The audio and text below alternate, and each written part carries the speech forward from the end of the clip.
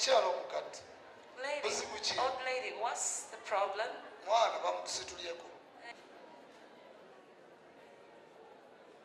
Mwebase wansi. Make him lighter.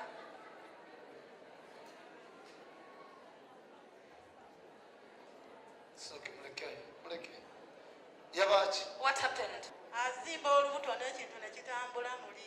The stomach is Abasawo swollen. balabachi. What do medical doctors say? Tebalina kye balaba ntambudde nkooye. They don't see a thing. She has moved and she's exhausted.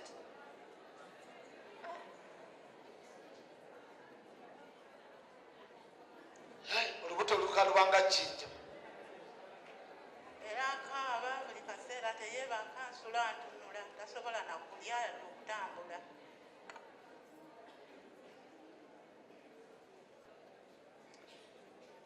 Nteeka empeta ku lubuto luno lwawaga bwe luti. I put a ring on this sonnen Olulimu ekiyinja. that has something Amanya ge solid. What's his name? Sewanga. Serum. Nteeka empeta ku lubuto olwo. I put the ring on the stomach. Olubuto lwazimba ntumbi. Stomach is sonnen. Ekiyinja ekiri mu lubuto lw'omwana. Cytic cancer. Sort of. Nkiragira okumulunguka. I commanded. Njagala ensi ekakase. I want the whole world to prove. Musumba Igana ayitibwa Mukama. The pastor was called by God. Njagala olubuto lw'omwana I ono. want this child's stomach Luggweko. to vanish. Njagala omwana ono semanga.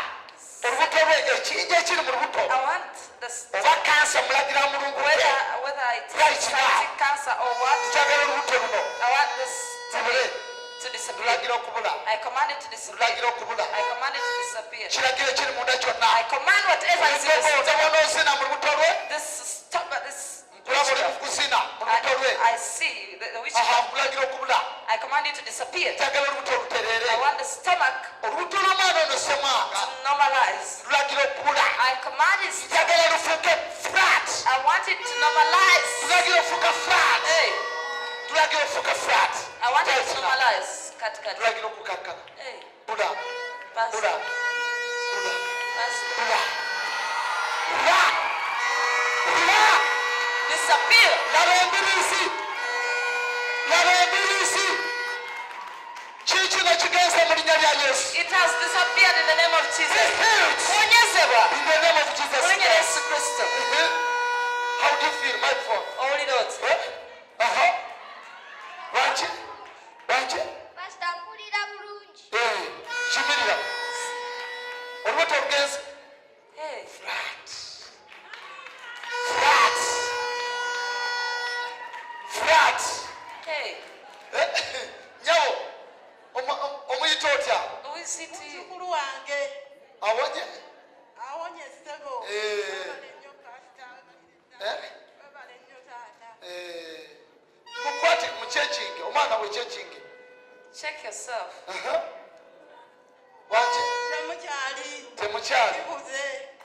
Webale nnyo ssebo. Genda omwana w'Omukama musuku. You go. The Lord has healed your child.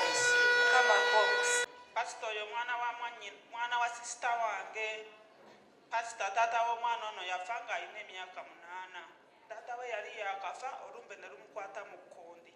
Kati amaze nalwo emyaka 3. Pastor ekkundi lyafuuka ekkundi. Ekintu kimuluma mu lubuto n'ekkundi lino okuzimba. Tutambudde tugenze mu malwaliro bakebera pastor bigaanye.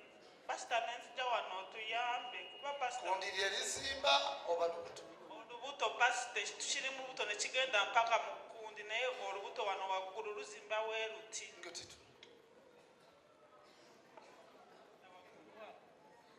Olubuto waneeno waggulu pastor. Waggulu wokkoba lwonna. Wonna weeruti pastor. Era wolukwatako lubanga ejjinja pastor. Nawaaba tannalya kubeera okuva ku makya talina kye yali. 5 people mujje mukwate ku lubuto lw'omwana ono muluwulire ekirulimi. Come and touch his stomach. And Manyi feel it. mubiraba ku TV You see these things on TV. nga temukkiriza. N'omukyala omukoti jangu okwate ku lubuto lw'omwana. Come and touch and see. Owulira ki mulwadde? Mulwadde? Ete mumukosate. Owulira? Pastor Jija. Nawe kwatako. Owulira ki? Wanje? Nakajja kati mbadde ku TV ewaka. kakase now Kakati, okuyita mu mpeta eno through this ring, njagala ekiri mu lubuto I lw'omwana want whatever is in the stomach of this child. empeta eno yawongebwayo mu maaso ga mukama This ring which was presented before the Lord, ekireeza embirizi z'omwana whatever is expanding his ribs kyera n'omutima gukuba and his heart is beating ali mu bulamu fast. buzibu nnyo He's in a terrible pain. njagala okuyita mu mpeta I eno want through this ring omwana ono awonyezebwe for this child to receive his healing. amanya ge yani What is his name? ye Ibulamu. ibula njagala omwana ono awonyezebwe I want olwaleero this child to be healed today. n'omutima n'amaaso agakyuka gonna Even his heartbeat, even his eyes have changed because of his disease. komyawo obulamu bw'omwana I normalize his life. njagala atereere I want him to settle. njagala ibula atereere I want Ibra to settle. ekiri mu lubuto lwe Whatever is in his stomach, kiragala okubula I command it to Be leave. healed. Wonyezebwa. Be healed. Wonyezebwa. Be healed. Wonyezebwa. Be healed. Wonyezebwa. Be healed. Wonyezebwa. Be healed. Wonyezebwa. kulagira I command. duka mu lubuto lwe Leave his stomach. aha Leave. duka Leave. duka Go. duka Go. duka Go. duka Go. Go. Go. Go. Go. Go. duka Go. duka Go away. duka Go away. duka Go away. duka Go. duka Go. duka Go. duka Go.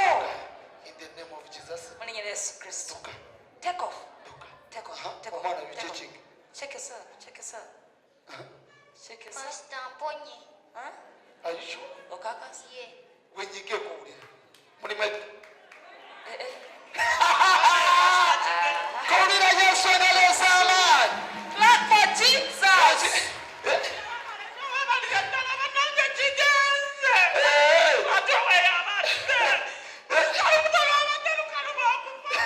ndaba omwana nno bwe yenyiga wuli oba mukyalimu akaka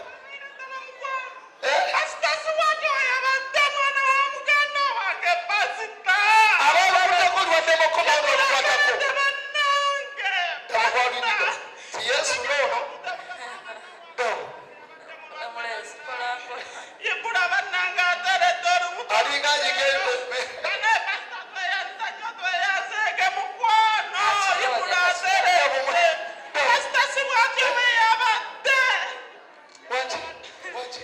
wanje Za pastor.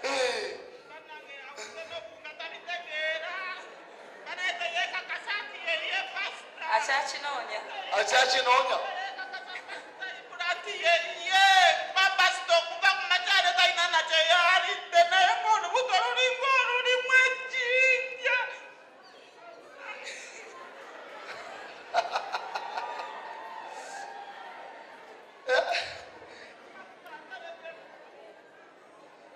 lwabuze dda It disappeared already. flat okyawulya obulumi Do you feel any pain? Siwulira bulumi.